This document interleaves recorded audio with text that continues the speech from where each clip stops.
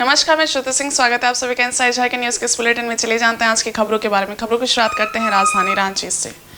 Jharkhand BJP के चुनाव प्रभारी और केंद्रीय मंत्री शिवराज सिंह चौहान ने जेएमएम को जासूसी मोर्चा बताते हुए हेमंत सरकार पर जमकर निशाना साधा है। गुरुवार शाम रांची पहुंचे शिवराज सिंह चौहान ने बिरसा मुंडा एयरपोर्ट पर मीडिया से बात करते हुए कहा कि एक डरा हुआ मुख्यमंत्री अपनी मंत्री की ही जासूसी करा रहा है। उन्होंने आरोप लगाया कि झारखंड में झामुमो और गठबंधन में जितने मंत्री विधायक हैं सबकी जासूसी हो रही है। सोरेन सरकार डरी हुई है और यही वजह है कि वो अपने ही लोगों पर नजर रख रही है। शिवराज सिंह चौहान ने कहा कि अब जेएमएम जासूसी मोर्चा बन गया है। चंपई सोरेन द्वारा मंत्री पद से इस्तीफा देने के बाद नया मंत्री बनाए जाने पर चौहान ने कहा कि हेमंत सोरेन को 2 महीने मुख्यमंत्री रहना है, वो 1 महीने के लिए मंत्री भी बना रहे हैं। उन्होंने कहा कि चंपई सोरेन का अपमान हुआ, वो अच्छा काम कर रहे थे। झारखंड को पटरी पर लाने की उन्होंने कोशिश की। इस सरकार के अंतिम दिन आ गए हैं। भारतीय जनता पार्टी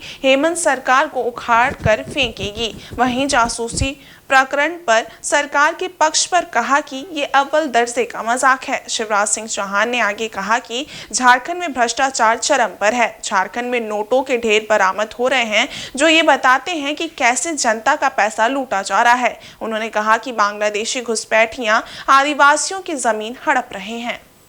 झारखंड के मुख्यमंत्री तो जासूस एक डरा हुआ मुख्यमंत्री अपने मंत्री की जासूसी करा और एक की जासूसी नहीं। आगे जाके पकड़िए ना। झारखंड मुक्ति मोर्चा और गठबंधन में जितने मंत्री और विधायक के सबकी जासूसी हो रही और 2 महीने जिसको मुख्यमंत्री रहना है वो 1 महीने का मंत्री भी बना रहे। नहीं हो पाएगा। अब ठीक है। चंपई सोरेन जी का जो अपमान किया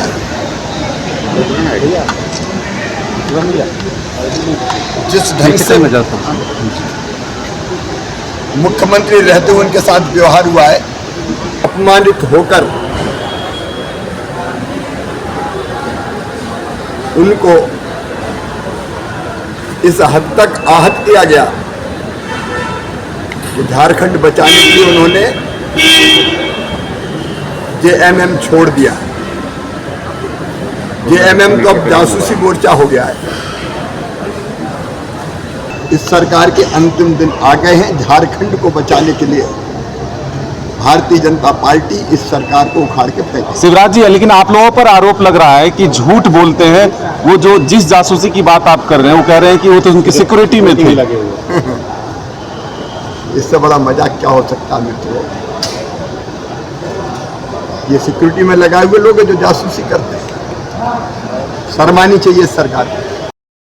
वहीं गुजरात के व्यवसायी मेहुल शाह को हनी ट्रैप के जरिए अगवा कर 50 लाख की फिरौती लेने वाली एक महिला सहित 4 लोगों को गिरफ्तार कर लिया गया है। इनके पास से फिरौती की रकम से 24,47,000 रुपए बरामद की गई है। व्यवसायी मेहुल बुधवार शाम फ्लाइट से मुंबई जाने वाले थे, लेकिन पुलिस ने उन्हें रोक लिया है। गिरफ्तार आरोपी जमशेदपुर, चाईबासा और रांची के हैं। मेहुल शाह की मुंबई के घाटकोपर में एक कंपनी है जिसमें श्वेतापति नामक महिला काम किया करती थी। 3 महीने पहले ही श्वेता ने उक्त कंपनी की नौकरी छोड़ दी। उसके बाद भी वो मेहुल से फोन के जरिए संपर्क में थी। उसी का फायदा उठाकर श्वेता ने मेहुल को रांची बुलाया। मेहुल भी श्वेता के झांसे में आकर रांची पहुंचे। रांची एयरपोर्ट पर उतरते ही वे श्वेता के बिछाए जाल में फंस गए। वहां श्वेता ने अपने 3 पुरुष मित्रों के साथ मिलकर मेहुल को अगवा कर लिया। बाद में मेहुल के परिजनों से संपर्क कर उनकी रिहाई के एवज में 50 लाख रुपए की फिरौती की मांग की। फिरौती नहीं देने पर व्यवसाय की हत्या की धमकी दी गई। मेहुल के परिजनों ने अपहरणकर्ताओं को 50 लाख रुपए दे दिए। बाद में इस मामले की शिकायत एयरपोर्ट थाना में की गई। मामला संज्ञान में आते ही रांची पुलिस सक्रिय हुई और अपहरणकर्ताओं को गिरफ्तार कर लिया। पकड़े गए आरोपियों में श्वेता और उसका पति सिद्धार्थ जैव शामिल हैं। संभावना है कि ये हनी ट्रैप का मामला है। एसएसपी चंदन सिन्हा ने गुरुवार को मामले के संबंध में जानकारी दी। मुंबई का एक व्यवसायी है जो एक मेडिसिन कंपनी का डायरेक्टर है, वो यहाँ पर आया था। उसके कंपनी में पहले एक जमशेदपुर लड़की काम करती थी, उसके बुलाने पर वो आया था। उन दोनों के बीच मधुर संबंध था और उसे बुलाने पर ही आया। यहाँ पर एयरपोर्ट पर दोनों मिले। मिलने के बाद इस व्यवसायी को किडनैप कर लिया गया और खबर उसके घर वालों को पहुंचाया गया मुंबई में और पैसे की वसूली की गई। ये पूरे घटनाक्रम की सूचना जब सारा अपराध खत्म हो गया तब हम लोग को मिली और फिर हम लोग जब जो है इस कांड का अनुसंधान किए तो पता चला कि उसकी जो गर्लफ्रेंड थी यहाँ पर, उसकी शादी हाल में हो गई थी। तो वो लड़की, उसका पति, महाराष्ट्र के 2 आदमी और जमशेदपुर के कुछ लोग मिलकर ये षड्यंत्र रचे थे। उसे यहाँ बुला करके किडनैप किया गया और फिरौती की वसूली की गई। हम लोग जो 24,47,000 बरामद कर चुके हैं और इसमें कुल 4 आदमी गिरफ्तार हुए हैं। 2 आदमी महाराष्ट्र के हैं और एक जो लड़की है उसका पति है और कुछ लोग और फरार हैं जिसकी गिरफ्तारी के लिए छापेमारी चल रही है। इधर केंद्रीय सामाजिक न्याय एवं अधिकारिता मंत्री डॉक्टर वीरेंद्र कुमार और राज्यपाल संतोष गंगवार ने गुरुवार को रांची में 18वें दिव्य कला मेले का उद्घाटन किया। यह अनूठा 11 दिवसीय कार्यक्रम 29 अगस्त से 8 सितंबर तक आयोजित होगा। इसमें पूरे भारत से दिव्यांग कारीगरों और उद्यमियों की असाधारण प्रतिभा और उद्यमशीलता को प्रदर्शित किया जाएगा। इस समारोह में हटिया विधायक नवीन जायसवाल भी विशेष रूप से मौजूद थे। मेले में देश के 20 राज्यों और केंद्र शासित प्रदेशों के 100 से अधिक दिव्यांग कारीगर, कलाकार और उद्यमी अपने विविध प्रकार के उत्पादों और सांस्कृतिक विविधता का प्रदर्शन करेंगे। इसमें जम्मू कश्मीर, पूर्वोत्तर राज्यों और कई अन्य क्षेत्रों से आने वाले दिव्यांग कारीगरों के उत्पाद जैसे हस्तशिल्प, हथकरघा, कढ़ाई के काम, पर्यावरण के अनुकूल वस्तुएं और स्वादिष्ट व्यंजन शामिल होंगे। मेले में विभिन्न राज्यों के दिव्यांग शिल्पकारों और दस्तकारों के उत्पादों की प्रदर्शनी एवं बिक्री की जाएगी। साथ ही प्रतिदिन शाम 6 बजे से पारंपरिक सांस्कृतिक कार्यक्रम आयोजित किए जाएंगे, जिनमें संगीत, नृत्य और नाटक का प्रदर्शन होगा। ये मेला वोकल फॉर लोकल अभियान को बढ़ावा देने का एक आदर्श उदाहरण होगा, जिसमें स्थानीय रूप से निर्मित उच्च गुणवत्ता वाले उत्पादों को देखने और खरीदने का अवसर मिलेगा। हमको प्रसन्नता हो रही है। मंत्रालय पूरे देश में इस काम को सफलतापूर्वक आयोजित कर रहे हैं और झारखंड की भूमि पर आप इस दिव्य कला मेले का आयोजन कर रहे हैं। मेरी आपको बहुत बहुत शुभकामनाएं। जैसा अभी बताया गया, ये कार्यक्रम अभी 8 सितंबर तक चलेगा और इस कार्यक्रम में दिव्यांगजनों की कला, शिल्प और उद्यमिता का प्रदर्शन हुआ। इसमें खाली इस प्रदेश नहीं, देश के, अभी जैसा बता रहे थे आदरणीय मंत्री जी, देश के विभिन्न स्थानों से जो अतिथि आए हैं, जो शिल्पकर्मी आए हैं, जो अपनी कला का प्रदर्शन कर रहे हैं, उसको यहाँ पर जानकारी भी देंगे और दिव्यांगता के बाद भी किस जिम्मेदारी के साथ वो काम कर रहे हैं इसको हम समझ भी सकते हैं। मुझको इस मेले के उद्घाटन के अवसर पर आपके बीच में आते हुए बहुत प्रसन्नता हो रही है। ये मेला न केवल कला और शिल्प का उत्सव और सांस्कृतिक आयोजन है, बल्कि हमारे दिव्यांगजन भाइयों की अद्वितीय प्रतिभा, आत्मविश्वास और साहस का प्रतीक है। और झामुमो महासचिव सुप्रियो भट्टाचार्य ने पूर्व सीएम चंपई सोरेन के जासूसी कराने के आरोप पर पलटवार किया है। उन्होंने पार्टी कार्यालय में पत्रकार वार्ता के दौरान गुरुवार को कहा कि असम के सीएम हिमंत बिश्व शर्मा ने पुलिस प्रशासन को लेकर अलोकतांत्रिक बातें कही हैं। उन्होंने कहा कि आज से 2 साल पहले असम में एक घटना घटी थी। उस समय भी हिमंत बिश्व शर्मा ही सीएम थे। उस समय असम पुलिस का मणिपुर पुलिस के साथ विवाद के कारण तनाव पैदा हो गया। दोनों एक दूसरे के कर्मियों को गिरफ्तार करने लगे थे। 2 पुलिस महकमों के बीच इस तरह का टकराव असम ने शुरू किया। सुप्रियो ने कहा कि संवैधानिक प्रावधानों के तहत एक सीएम या मंत्री कहीं दूसरे राज्य में जाते हैं तो इसका पूरा विवरण तैयार किया जाता है। इसके अनुरूप सुरक्षा की व्यवस्था की जाती है। जब किसी राज्य के सीएम कहीं जाते हैं तो उसकी पहली सूचना उस राज्य के राज्यपाल के सचिव को दी जाती है। अगर मंत्री की यात्रा होती है तो उस राज्य के सीएम के प्रधान सचिव को इसकी सूचना सबसे पहले दी जाती है।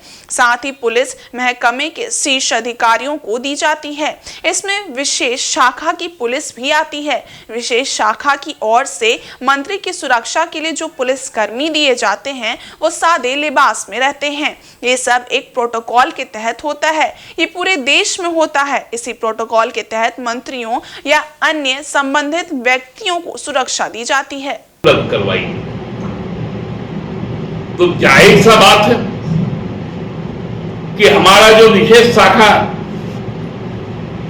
जो उनके सुरक्षा को तय करते हैं, सुरक्षा मानकों में कहीं चूक ना हो उसका ख्याल रखते हैं। वो तो अपने कार्य के लिए बाध्य है। ये उनकी कर्तव्य परायणता है कि वो अपने दायित्व का निर्वहन से पीछे नहीं हट सकते। तो वैसे कार्यरत और कर्तव्यरत स्पेशल ब्रांच के बारे में एक दूसरे राज्य के मुख्यमंत्री द्वारा जो आरोप लगाए गए, ये कितना घृणित और निंदनीय है, इसकी जितनी भी भर्त्सना की जाए वो बहुत कम है। पहली बार इस देश में हम लोगों ने देखा हनी ट्रैपिंग। अरे आप लोगों तो वही सूझता है खाली। मैं तो नाम लेना नहीं चाहता। इस राज्य के कई भाजपा के नेता हैं, आप लोगों ने ही चलाया था।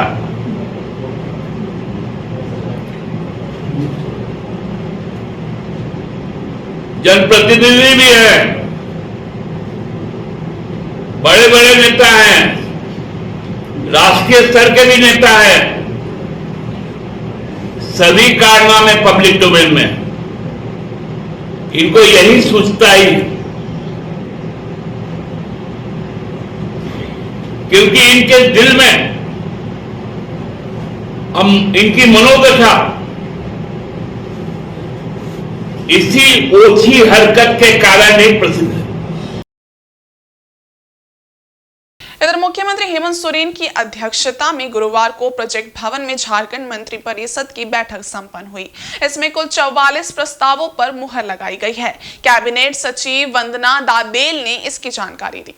बैठक में मुख्यमंत्री ऊर्जा खुशहाली योजना के तहत 200 यूनिट मुफ्त बिजली योजना का लाभ पाने वाले को पूरा करने के बजाय माफ करने से जुड़े प्रस्ताव को पास किया गया है। इसके तहत 39,44,389 लोगों को लाभ मिलेगा। वहीं आंगनबाड़ी सेविका एवं पोषण सखी के पुनः बहाली के प्रस्ताव को स्वीकृति दी गई है। इसके तहत 6 जिले में 10,388 लोगों को पुनः बहाली किया जाएगा। बैठक में राज्य कर्मियों के वेतन में महंगाई भत्ता 230 से बढ़कर 239% किया गया है। इसके अलावा नवगठित शहरी स्थानीय निकाय में आवश्यकता अनुसार पद सृजन की अनुमति दी गई है। वहीं झारखंड राज्य निर्वाचन आयुक्त के पद पर D.K. तिवारी को 1 वर्ष के लिए सेवा विस्तार दिया गया है। झारखंड सहायक अध्यापक सेवा शर्त नियमावली में संशोधन को स्वीकृति मिली है। तेनूघाट में सोलर पावर प्लांट के उपस्थापन के लिए राशि की स्वीकृति दी गई है। कल्याण विभाग के वक्फ अधिनियम के तहत झारखंड वक्फ नियमावली 2024 को स्वीकृति भी बैठक में मंजूरी दी गई है। बैठक में सिद्धो कानो यूनिवर्सिटी के तहत जामताड़ा में महिला महाविद्यालय के निर्माण को स्वीकृति दी गई है। इसके अलावा कोडरमा में नर्सिंग कॉलेज के लिए 42 पद सृजन की स्वीकृति दी गई है। प्रस्ताव संख्या 39 खान एवं भूतत्व विभाग से ये भी घटनोत्तर स्वीकृति है। राज्य सरकार द्वारा दिनांक 1/8/24 से 31/12/24 तक आमजनों व्यक्तिगत क्रेताओं को निःशुल्क बालू खनिज उपलब्ध कराने के संबंध में। प्रस्ताव संख्या 40 कृषि विभाग से डिजिटल क्रॉप सर्वे के कार्यान्वयन हेतु भारत सरकार एवं राज्य के बीच MOU के संबंध में। प्रस्ताव संख्या 41 उच्च एवं तकनीकी शिक्षा विभाग से स्टेट ऑफ द आर्ट संस्थान के रूप में विकसित करने के निमित्त राजकीय महिला पॉलिटेक्निक दुमका में नए भवन के निर्माण तथा जीर्णोद्धार कार्य से संबंधित कुल 41,63,91,900 मात्रा के योजना की स्वीकृति के संबंध में।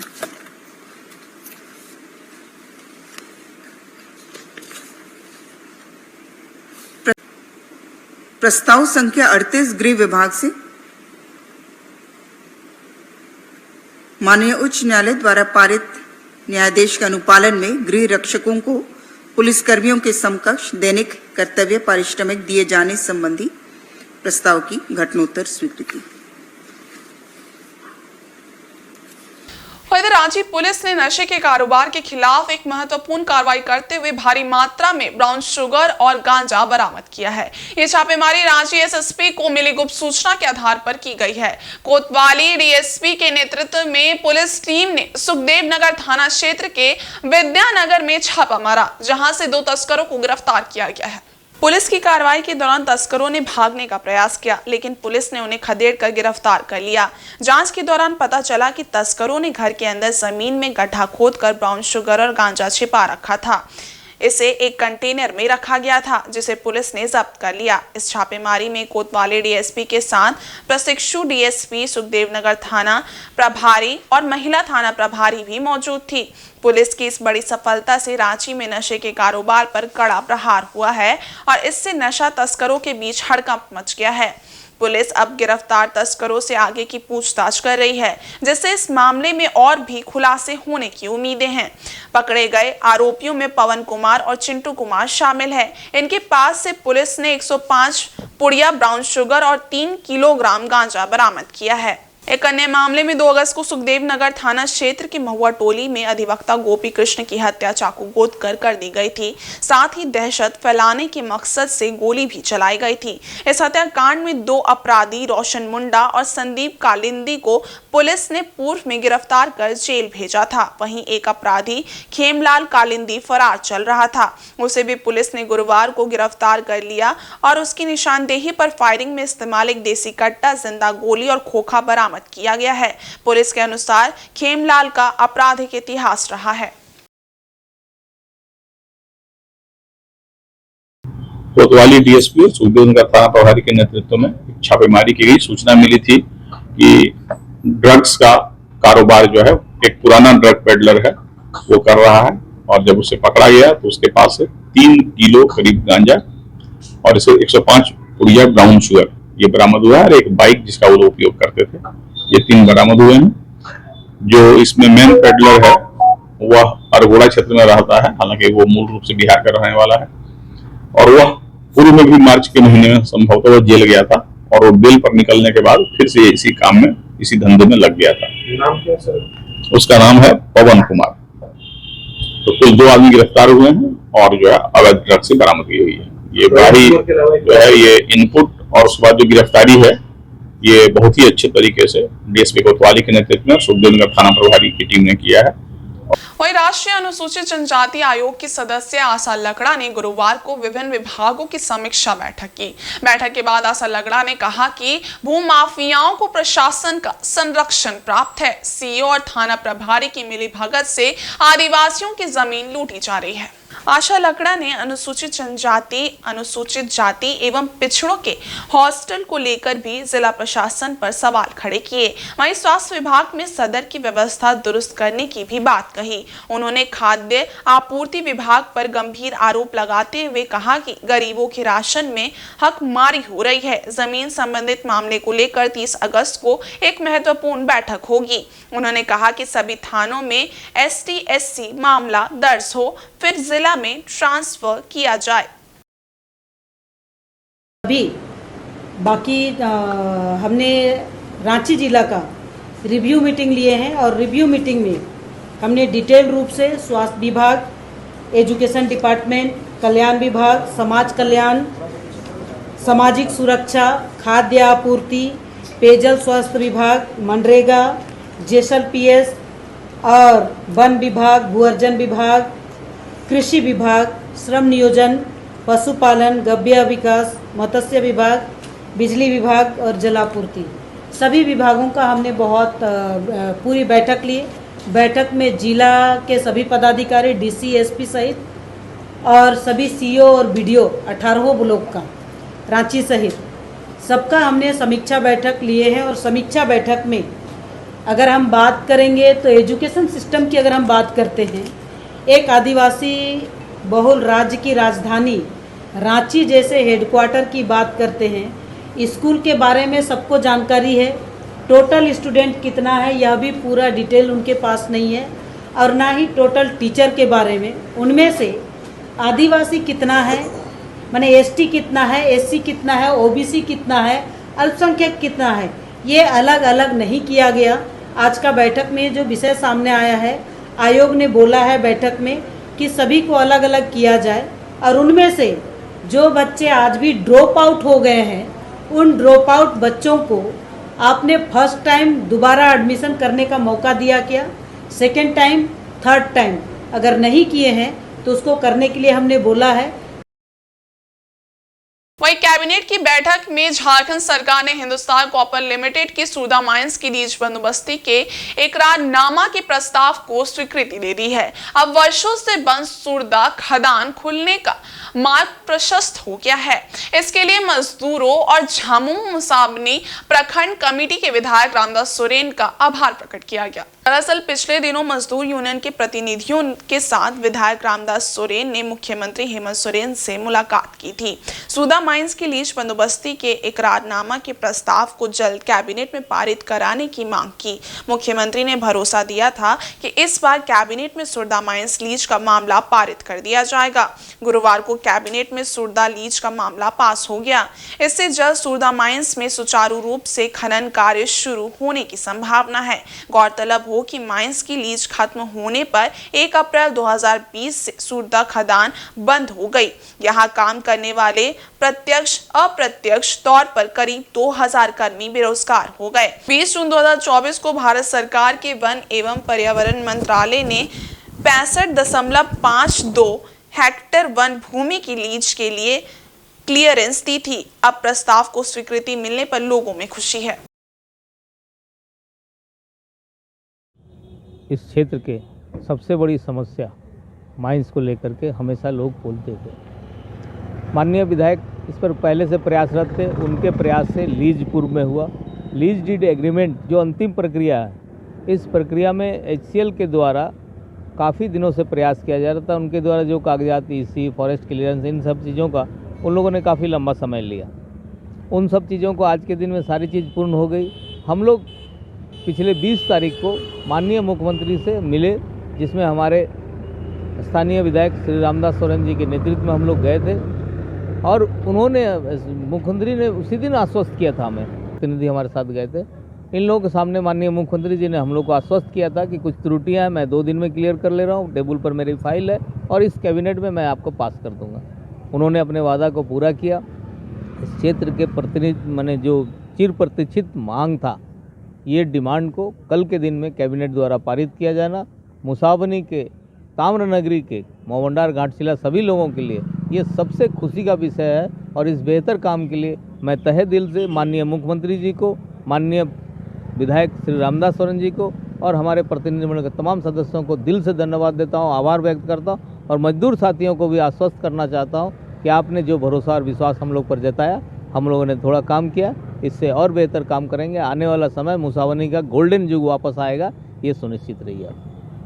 झारखंड मुक्ति मोर्चा के कदावर नेता और घाटशिला के विधायक रामदास सोरेन ने झारखंड के मंत्री के रूप में शुक्रवार को शपथ ली। राज्यपाल संतोष गंगवार ने उन्हें पद एवं गोपनीयता की शपथ दिलाई। रामदास सोरेन को चंपई सोरेन की जगह झारखंड सरकार का मंत्री नियुक्त किया गया है। राजभवन में आयोजित समारोह में झारखंड सरकार के मुख्यमंत्री हेमंत सोरेन, उनकी कैबिनेट की मंत्रियों के साथ साथ झारखंड मुक्ति मोर्चा के सहयोगी दलों, कांग्रेस एवं राष्ट्रीय जनता दल के नेता भी शामिल थे। रामदास सोरेन ने 12वें मंत्री के रूप में राजभवन में शपथ लेने के बाद मीडिया से बातचीत करते हुए कहा कि कम समय में बेहतर काम करने का उनका प्रयास होगा। बहुत जल्द विभाग की समीक्षा बैठक करेंगे। बता दें कि रामदास सोरेन कोल्हान प्रमंडल से आते हैं। कोल्हान में रामदास सोरेन की अच्छी पकड़ है। देखिए, आज तो शपथ ग्रहण लिया हूँ, 1-2 दिन में पूरा समीक्षा बैठक करूंगा और उसके बाद कम समय में जितना ज्यादा से ज्यादा इस राज्य का विकास मैंने काज करने का हमारा योजना है, उस काम को हम करेंगे। कम समय में ज्यादा से ज्यादा काम करूंगा। रामदास सोरेन के मंत्री पद की शपथ लेने पर मंत्री इरफान अंसारी ने कहा है कि मुख्यमंत्री हेमंत सोरेन ने आदिवासी समाज और कोल्हान प्रमंडल को सम्मान दिया है। उन्होंने चंपई सोरेन के भाजपा में शामिल होने पर कहा कि अब चंपई सोरेन शून्य हो गए हैं। इधर कांग्रेस के पूर्व प्रदेश अध्यक्ष राजेश ठाकुर ने कहा कि रामदास सोरेन के मंत्री बनने से सरकार के विकास कार्यों की गति धीमी नहीं होगी। वहीं चंपई सोरेन पर प्रतिक्रिया व्यक्त करते हुए कहा कि बीजेपी में जाने से उनकी राजनीति का अंत हो गया है। ये होना भी चाहिए, जो रिक्त खाली हुआ मिला। अगर मुख्यमंत्री चाहते तो नहीं देते सम्मान, लेकिन आदिवासियों को सम्मान दिए, कोल्हान को सम्मान दिए, उस क्षेत्र को सम्मान दिए। जमशेदपुर जो पूरा कोल्हान प्रमंडल विकास डेवलप करेगा, सिंचाई के रूप में, एजुकेशन के रूप में, तो बहुत बड़ा सम्मान मिला है। मतलब चंपई सोरेन जी का रिप्लेसमेंट मिल गया, चुनाव में फर्क नहीं पड़ेगा? क्या फर्क पड़ेगा हम लोग को? चंपई सोरेन क्या है? भाजपा में चले गए, जीरो हो गए आप। आपको हम लोगों ने सम्मान दिया, हमारे मुख्यमंत्री जी ने सम्मान दिया। अब क्या है आप? चले गए। आपको सर्कस के मैदान में आपको जोकर बना के पेश किया है भाजपा। चलिए, बिल्कुल। देखिए, जब टाइगर कहा जाने वाला व्यक्ति जू में जाना पसंद किया, जहां एक से एक भारतीय जनता पार्टी में एक से एक जीव जंतु है, तो समझिए शेर का, टाइगर का अंत वहीं हो गया। मतलब आज टाइगर का आधिकारिक रूप से अंत हो रहा है? बिल्कुल, राजनीतिक रूप से पूरी तरह से आज चंपई दा का अंत हो गया। वो ठीक है कि वो भारतीय जनता पार्टी में अपने कैरियर की शुरुआत करने जा रहे हैं, लेकिन हमें लगता है, या झारखंड के जो लोग हैं उनको लगता है कि वो कहीं ना कहीं अब पूरी तरह से खत्म हो चुके हैं। तो चंपई दा को बधाई देंगे आप लोग के साथ लंबा? नहीं, निश्चित रूप से चंपई दा जहां भी रहें, स्वस्थ रहें, दीर्घायु हो, और उनके लिए तमाम तरह की शुभकामनाएं हैं। लेकिन कोई आदमी श्मशान की ओर चल दे और आप शुभकामना दे रहे हैं, तो ईश्वर करें हमारी शुभकामना उनके साथ हो, वो जाते वक्त भी कहीं कोई धर्म ज्ञान आ जाए और वो वापस आ जाए। मैं तो यही समझता हूं कि उन्हें उस रास्ते पे जाने से पहले कई बार सोचना चाहिए। रामदास सोरेन के रूप में रिप्लेसमेंट मिल गया, कोल्हान में कोई नुकसान नहीं होगा? इसके नुकसान और भरपाई के लिए कोई बात नहीं की जा रही है। सरकार के विकास की गति धीमी नहीं हो, जिस गति से हम चल रहे हैं उस गति को बनाए रखना है। उन्होंने कल इस्तीफा दिया, आज हमने मंत्री पद पर शपथ दिला दिया। पुराने व्यक्ति हैं, सुलझे हुए आदमी हैं। असर पड़ेगा कि नहीं पड़ेगा विधानसभा चुनाव में? ये तो देखिए, असर तो ऐसा पड़ेगा कि भारतीय जनता पार्टी जन्म जन्म तक याद रखेगी। रघुवर दास जैसे जिंदा व्यक्ति को उसकी राजनीतिक हत्या करके ये गवर्नर बनाते हैं, और उसके बाद चंपई सोरेन जैसे व्यक्ति को कोल्हान में लाते हैं। भारतीय जनता पार्टी का मूल कार्यकर्ता बहुत ही आहत है कि गीता कोड़ा, चंपई सोरेन, ये लोग उनकी पार्टी को चलाएंगे। जो मूल कार्यकर्ता है, जो मूल भावना है, उसका क्या होगा? आक्रोश देखिए, उसको भी आप लोग कवर कीजिए, क्योंकि वो देखने की ज्यादा जरूरत है कि एक मूल जो कार्यकर्ता है, जो भारतीय जनता पार्टी को वर्ष से चुनाव में वोट देता आया है, उस की भावना समझिए, जो चंपई सोरेन से 800 और 1000 और 1200 वोट से हारते आया है। और इस बुलेटिन में बस इतना ही। ब्रेक के उस पार कुछ और खास खबरें, तब तक के लिए देखते रहिए इनसाइड झारखंड न्यूज। धन्यवाद।